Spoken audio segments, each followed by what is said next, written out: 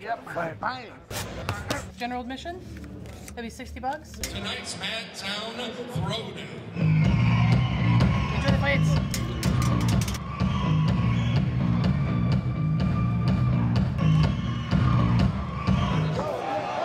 This is my job. This is the ultimate level of competition. Mixed martial arts fights draw a crowd. Gotta throw the legs up. Push with the elbow. Inside a cage, fighters use a combination of kickboxing, wrestling, and karate. Think about new ways to finish a fight. You gotta get position. Outside the cage, athletes like Sergio Pettis, Mike Rhodes, and Eric Koch train 6 days a week at Rufus Sport, a martial arts academy in Milwaukee. It's a lot of dedication and not much free time.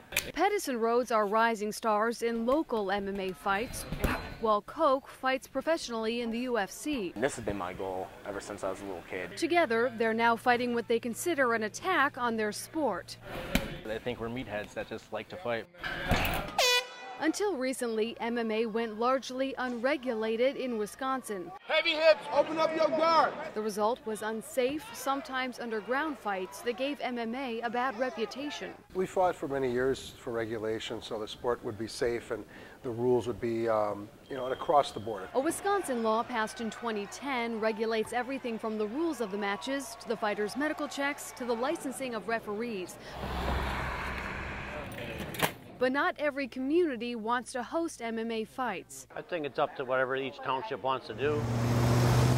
The town of Polk in Washington County has voted in the past to ban ultimate fighting, but new state regulations superseded the town's ban. The Polk chairman is leading the fight in his community. While he didn't want to go on camera, he sent Fox 6 a letter saying, in part, over the years, promoters set up events that were bloody and unregulated. Yes, let's go! Since state control was minimal at the time, too many got out of hand. Because Polk is a substantial part of my district, I was willing to put forward the request. State Representative Pat Strakota has authored a bill to allow towns to ban mixed martial arts. I didn't think it was going to be as controversial as it was. Smash his head into the cage. Strakota says some are misinterpreting the bill and see it as paving the way for every city, town, and village to ban MMA. It just applies to towns, and that's how I nearly had it drafted.